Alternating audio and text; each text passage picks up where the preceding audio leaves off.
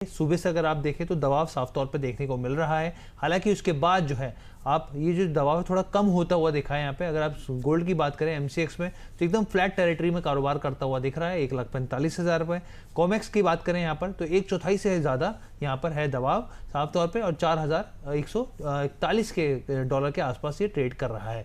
वहीं चांदी के भाव की बात करें तो एकदम फ्लैट होता हुआ दिख रहा है। चांदी भी एमसीएक्स के ऊपर 2,30,000 के आसपास और कॉमेक्स पर देखें तो यहाँ पर ये 61.24 डॉलर प्रति ऑन्स के आसपास ट्रेड करता हुआ दिख रहा है। अब तमाम समीकरण दुनिया भर में क्या हुए जिसकी वजह से सुबह दबाव देखने को मिला, एक बार स्क्रीन पर वो भी रख देते हैं हम लोग। आप ही देखिए, अमेरिका और ईरान के बीच साफ तौर पे तनाव जो है वो बढ़ता हुआ दिखा है। क्यों बढ़ता हुआ दिखा है? ईरान ने क्या किया, 3 टैंकरों पर निशाना बनाया जिसमें कतर का भी एक जहाज था। अब बेसिकली हुआ क्या, क्योंकि अब ईरान ने कहा है कि भाई जो हमने एक रूट तय किया आपको वही फॉलो करना पड़ेगा और दूसरे रूट से आप जाएंगे तो हम लोग फिर अटैक कर देंगे, और वही स्थिति देखने को मिली यहाँ पर। अब उन्होंने अटैक किया तो फिर कतर ने विरोध किया इसका, और फिर अमेरिका ने भी पलटवार करते हुए एयर स्ट्राइक करी और कई जगहों पर एयर स्ट्राइक करी, निशाना बनाया। ऐसे में जहाज़ों के लिए यहाँ पर क्या हुआ, अब हम लोग जो जहाज़ गुजरते हैं वहाँ पर एक लेवल दिया जाता है साफ तौर पे कि जो सीवियर लेवल होता है यहाँ पे, तो वो सीवियर लेवल दिया गया है भाई खतरे में है स्ट्रेट ऑफ हॉर्मुज से गुजरना।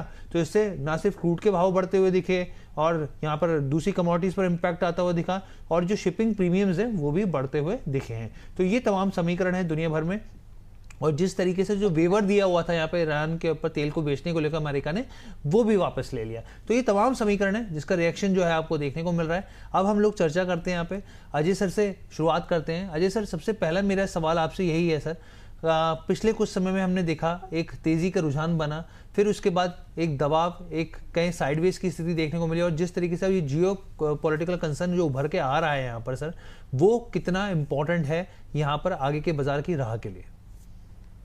हट मुझे नहीं लगता कि अब उसका कोई बड़ा इम्पैक्ट पड़ेगा। जैसे हम कहावत सुनते हैं ना, शेर आया शेर आया, तो पहले लड़ाई थी तब हमने देखा सोना चांदी गिरता था। बट आज आप देखो ये न्यूज आने के बावजूद, जिसमें कि एस्केलेशन भी बढ़ा है, स्ट्रेट ऑफ हॉर्मुज को फिर से रोका गया है, उसके बावजूद सोने में कोई बड़ा मूवमेंट नहीं। हाँ, एक कारण ये भी हो सकता है फेड के जो मिनट्स आने हैं रात को, उसके लिए मार्केट थोड़ा सा ठहरा हुआ है। 4100 के ऊपर गोल्ड अच्छे से ट्रेड कर रहा है, चांदी भी 60 के ऊपर है। बट अब मुझे नहीं लग रहा कि अब मिडिल ईस्ट में अगर कोई भी तनाव बढ़ता भी है ना, अब गोल्ड पे उतना इम्पैक्ट नहीं पड़ेगा जितना हमने मार्च से लेकर जून तक आते हुए देखा। बट जून के बियॉन्ड अब मुझे नहीं लगता उसका इम्पैक्ट पड़ेगा। शाम को फेड के जो मिनट्स आने हैं वो काफी क्रुशियल है। देखिए, हमने कच्चे तेल में नो डाउट आज एक उबाल देखा है, प्राइजेस वापस 76, मैं बोलता हूँ $80 भी आ जाए ना, कोई बड़ी बात। देखिए, थोड़ा बहुत बाउंस इसलिए भी लग रहा है क्योंकि एसपीआर होल्डिंग 1983 के लोएस्ट लेवल पे पहुंच चुकी है। साथ में हम देख रहे हैं कि जिस ढंग से रिफलिंग स्टार्ट हुई है, बाइंग वापस स्टार्ट हुई, वो तेजी दिखाई। लेकिन गोल्ड में एक इंपॉर्टेंट अपडेट ये भी है कि पिछले हफ्ते फेड के जो स्पीच आई थी उसमें बताया गया था कि $100 जो कच्चा तेल था वो अब 70-75 पे आ चुका। मैं बोलता 80 भी आ गया तब भी आप देखिए जो कंसर्न्स थे इन्फ्लेशन को लेकर वो काफी हद तक कम है। इसी के तहत सीएमई फेड वॉच टूल जो 66% प्रोबेबिलिटी बता रही थी कि रेट हाइक सितंबर में हो सकती है, अब वो 50 के नीचे आता हुआ दिखाई दे रहा है, जिसके चलते सोने को सपोर्ट रहेगा। लेकिन आज शाम के मिनट से पहले हम देख रहे हैं मार्केट बिल्कुल सीमित दायरे में ट्रेड करते हुए दिखाई दे रहे हैं। तो आई थिंक कोई एग्रेसिव शॉर्ट या एग्रेसिव बाइंग नहीं करना चाहिए। ओवरऑल ट्रेंड पॉजिटिव रहेगा 60 के ऊपर चांदी में और 4100 के ऊपर गोल्ड में। ठीक है, तो ये सर की तरफ से आया। लेकिन सर एक चीज़, क्योंकि देखिए सब आपस में जुड़े हुए हैं सर यहाँ पे चीज़ें, आपने कहा क्रूड अगर 80 पे भी आए तो कोई दिक्कत नहीं, तो महंगाई को लेके कोई खतरा नहीं, तो सर इस लिहाज से फिर बुलियन में बहुत ज़्यादा हम लोगों को स्ट्रेंथ दिखेगी नहीं अभी, ये साइडवेज ही रहेगा बाजार? नहीं, आप एक चीज को करेक्ट कीजिए ना, खाली अगर हम लड़ाई की पॉइंट ऑफ व्यू देखें वहां पे कोई नया अपडेट है नहीं, तो वो अब गोल्ड सिल्वर को पहले जो हम नेगेटिवनेस देख रहे थे वो नहीं दिखेगा। आप देखिए सेंट्रल बैंक की बाइंग कंटिन्यू चल रही है। सेकेंडली अगर आप देखिए डॉलर इंडेक्स वो 101 के ऊपर टिक नहीं रहा, वहां पे दबाव है। शाम को जो डेटा सेट आने वाले हैं फेड मिनट से पहले, वो भी कहीं ना कहीं डॉलर पे दबाव रखेगी। पिछले हफ्ते हमने देखा जो जॉब नंबर्स आए वो काफी सॉफ्ट आए हैं। तो वो सब मिलाकर मुझे लगता नहीं है कि कोई बहुत बड़ा फॉल बैक दिख रहा है। वैसे भी साइकोलॉजिकली $60 और $4,000 के ऊपर मेंटेन है। और एक बड़ी गिरावट हमने जून महीने में या क्वार्टर 2 में, तो मैं बोल सकता हूँ सोने के लिए 25 सालों में सेकंड बड़ी गिरावट आती हुई दिखी है। उसके बाद टेक्निकल पुल बैक भी दिखता है। तो इन सबको देखते हुए मुझे नहीं लगता है कि कोई बड़ा फॉल बैक जियो पॉलिटिकल फ्रंट पे रहेगा। और कोई नया एस्केलेशन आ जाए तो बात अलग है। अदरवाइज यूएस ईरान वाली जो चुटपुट अभी ये है, जैसे आज रशिया यूक्रेन है, 4 साल से चल रहा है, बट उसका इम्पैक्ट नहीं है, जबकि ड्रोन अटैक रोज हो रहे, बड़े अटैक्स हो रहे, पर फर्क नहीं पड़ रहा है। तो आई थिंक अब ये जो अपन यूएस और ईरान की बात करें, वो अब ज्यादा मर्टलाइज नहीं करेगा सोने चांदी के केस में। तो यहाँ पर देखिए सर की तरफ से पूरे हद तक हम लोगों ने क्लैरिटी ले ली है। अब मैं अमित खरे जी के पास जाता हूँ। अमित सर, मुझे एक चीज़ समझाइए यहाँ पर, क्योंकि फेड के मिनट्स तो आज जारी होंगे ही होंगे यहाँ पर, लेकिन मेरा सवाल ये है कि अगर सितंबर में मान लीजिए कि ब्याज दर बढ़ते हैं, तो फिर क्या आपका क्या मानना है, गोल्ड और सिल्वर पे क्या असर पड़ता हुआ दिख सकता है? देखिए, नमस्कार जी, अजय सर को भी नमस्कार। ओवरऑल देखा जाए तो ब्याज दरों का सीधा सीधा रिलेशन है। ब्याज दरें अगर बढ़ती हैं तो सोने चांदी की कीमतों में गिरावट देखने को मिलती है, और ब्याज दरें अगर कम होती हैं तो सोने चांदी की कीमतों में हमको तेजी देखने को मिलती है। ये इनवर्स रिलेशन सीधा सीधा ब्याज दरों, अमेरिकी ब्याज दरों का गोल्ड सिल्वर पे है। तो अगर रेट बढ़ते हैं तो सीधा सीधा है कि गोल्ड सिल्वर की कीमतों में गिरावट देखने को मिलेगी। बट मेरे को लग रहा है अगस्त सितंबर में ऐसा कुछ रेट हाइक का ज्यादा चांस, प्रोबेबिलिटी मेरे को दिखाई नहीं दे रही है, क्योंकि इतना बड़ा इकोनॉमी के लिए कोई सरप्राइज डेटा या फिर कुछ सरप्राइज पॉजिटिव चीजें नहीं आई हैं जिसकी वजह से जो है इंटरेस्ट रेट बढ़ाए जा सके। अभी देखिए, कल फिर से अटैक हुए हैं, और जिसका कि असर हमने क्रूड ऑयल की कीमतों में देखा हुआ है। तो मेरे को लग रहा है कोई बड़ा मोमेंटम अभी सितंबर के आसपास तक तो सोने चांदी में देखने को नहीं मिलेगा। बट ट्रेडिंग के लिहाज से देखा जाए तो एक अच्छा मोमेंटम है, दोनों साइड के लेवल जो है देखने को मिल रहे हैं। गोल्ड की अगर मैं बात करूं, हर चीज देखा जाए, नीचे में 140-450 का बॉटम बनाया था अभी गोल्ड ने, अगस्त वाले गोल्ड ने। फिर उसके बाद 148 के आसपास का हाई बनाया, और वापस देखिए 145 के करीब अभी चल रहा है। सिल्वर की ही अगर हम बात करें तो सितंबर वाला सिल्वर, जैसा कि मैं चार्ट पे देख पा रहा हूँ, नीचे में 2,13,000 के आसपास के बॉटम बनाए थे, वहां से एक रिकवरी आई 2,38,000 तक, और देखिए अभी 2,30 के आसपास जो है कारोबार कर रही है। तो ओवरऑल ट्रेडिंग के लिहाज से मार्केट बढ़िया है। कोई बहुत बड़ा मोमेंटम मेरे को लग रहा है सितंबर रेट हाइक में देखने को नहीं मिलेगा, और रेट हाइक की प्रोबेबिलिटी भी मेरे को लग रहा है थोड़ा सा कम है। हाँ जी। चलिए, तो प्रोबेबिलिटी यहाँ पर कम दिख रही है हमारे एक्सपर्ट को, तो उनकी तरफ से जो है वो राय निकल के आ रही है। इसी बीच में हमारे साथ एक प्राइम मेंबर बन गए हैं आकाश जी, तो बहुत बहुत स्वागत है बोनस फैमिली में जुड़ने के लिए हमारे साथ। और एक दर्शक है यहाँ पे प्रशांत जी, कह रहे हैं कि अजय सर जैसा एनालिसिस कोई नहीं कर सकता, hats off to you sir. तो चलिए, हम सब देखिए अजय सर को इतने सालों से, मतलब कई डिकेड से फॉलो कर रहे हैं यहाँ पर, और बहुत ही शानदार जो एनालिसिस सर का रहता है यहाँ पर, इसमें कोई दो राय नहीं है। अब हम लोग आगे बढ़ते हैं यहाँ पे, और भी यहाँ पे और भी दर्शक जो है यहाँ पे साफ तौर पे जो है अपने अपने व्यूज शेयर कर रहे हैं। हाँ, जो सवाल हो आप प्लीज़ शेयर कीजिए, अगर कुछ भी आप जानना चाह रहे हैं तो वो आप ज़रूर शेयर कीजिए, तो हम लोग अपने एक्सपर्ट से जो है आपको राय ज़रूर दिलवाएंगे। अब अजय सर, मेरा एक सवाल यहाँ पर ये है, मैं आपसे समझना चाह रहा हूँ सर, क्योंकि डॉलर इंडेक्स जो है पिछले कुछ समय में 100 से नीचे था सर, मतलब 100 से ऊपर था, फिर कूल ऑफ हुआ, फिर वापस जो है अब ये चढ़ता हुआ दिख रहा है सर। इसको किस लिहाज से समझा जाए, कीमतों में क्या दबाव डालेगा कि या फिर नहीं सर? ये देखिए, डॉलर इंडेक्स में हमने देखा जब कच्चे तेल में तेजी थी तो डॉलर इंडेक्स में तेजी आई, बिकॉज अल्टीमेटली देखो वेनेजुला का जो रिजर्व है वो अब यूएस के पास है। अगर आपको तेल खरीदना है तो आपको डॉलर देना पड़ेगा। ईरान को भी इन्होंने बना लिया कि हम ठीक है, वापस आज सैंक्शन लगा दिया उनके ऊपर, बट ईरान से भी अगर आपको लेना है तो कहीं ना कहीं डॉलर की रिक्वायरमेंट आएगी। तो अल्टीमेटली यहाँ पे डॉलर शिफ्ट होता हुआ दिखाई दिया, और इसी के चलते हमने 101.80 का लेवल देखा।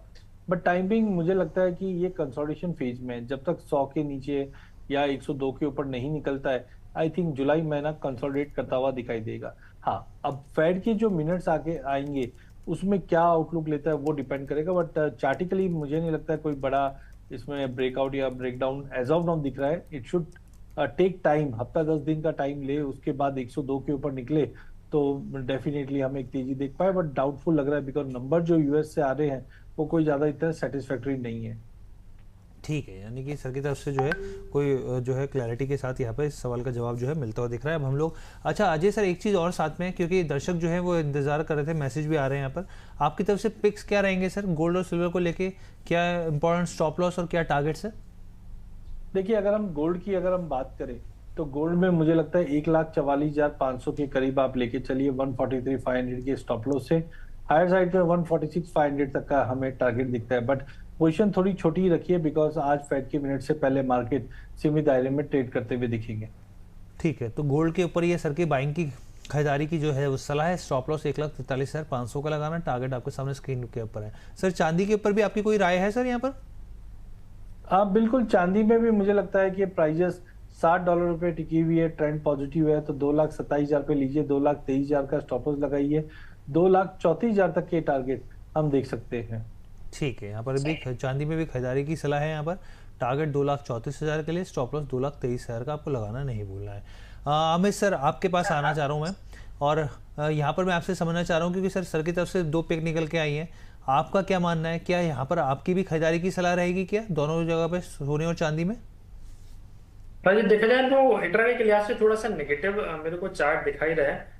रिस्क और मोमेंटम को ध्यान में रखते हुए मैंने मिनी लॉट का जो है ट्रेड बनाया इंट्राडे के लिहाज से। मेरे को लग रहा है थोड़ा सा करेक्शन और इसमें देखने को मिल सकता है। जो ट्रेडिंग कॉल है वो मैं दर्शकों के साथ शेयर कर देता हूँ। गोल्ड मिनी अगस्त वायदा, आज का जो बेस्ट रेंज है सेलिंग का वो 1,45,400, 145,500, इस रेंज में कहीं पे भी बिकवाली की जा सकती है। अभी मौजूदा भाव 1,45,100 के आसपास कारोबार कर रहा है।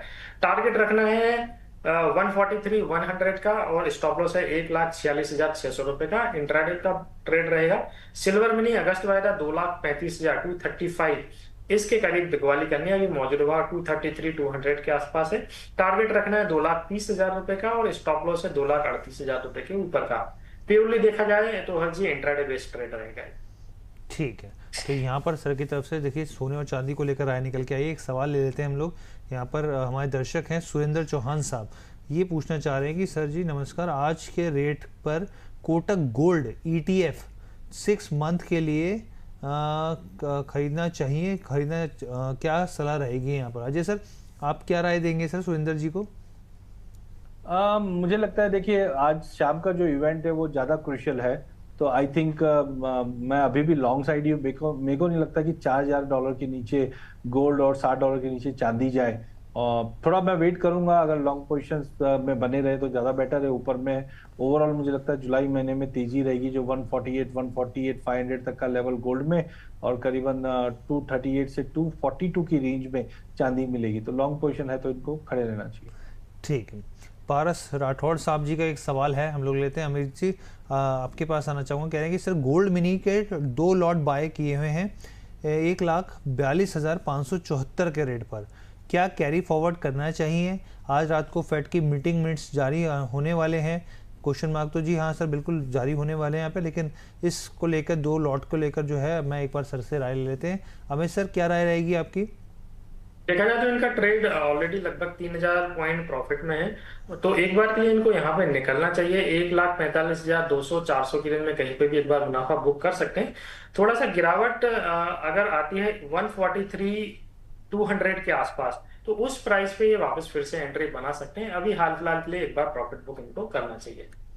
ठीक है, तो दर्शकों के लगातार टिप्पणियां यहाँ पर आ रही हैं। कह रहे हैं, एक दर्शक लिख रहे हैं अजय सर सुपर से भी ऊपर तो सर आपकी फ़ैन फॉलोइंग है सर, और ज़बरदस्त कमेंट्स यहाँ पर जो हैं वो आते रहते हैं यहाँ पे।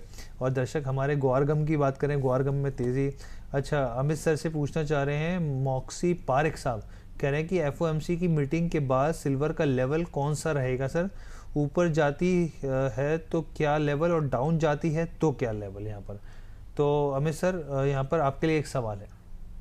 बिल्कुल, सितंबर वाला सिल्वर जो कि 2,30,500 के करीब है, इसका ओवरऑल रेंज में अभी हाल फिलहाल एक आध हफ्ते के लिहाज से दे देता हूँ। नीचे में कहीं ना कहीं 2,25,000 रुपए एक अच्छा इसके लिए अब सपोर्ट का काम करेगा, और ऊपर में अभी रिसेंट में इसने एक हाई बनाया था 2,38,876 रुपए का। तो ये रेंज में मार्केट मेरे को लग रहा है एक हफ्ते कारोबार करता हुआ नजर आएगा। डाउन साइड लिमिटेड है, तो 2,25, 2,26 की रेंज में अगर मिलती है तो ये चाहे तो शॉर्ट टर्म के लिहाज से या पोजिशनल बेसिस पे लेके काम कर सकते हैं। फर्स्ट रेजिस्टेंस जो अभी इसने बनाया था 2,38,800, मतलब 2,39,000, 2,39,000 के ऊपर प्राइसेस निकलते हैं, तो मेरे को लग रहा है 2,52,000 के आसपास के भाव इसमें देखने को मिल सकते हैं। ठीक है।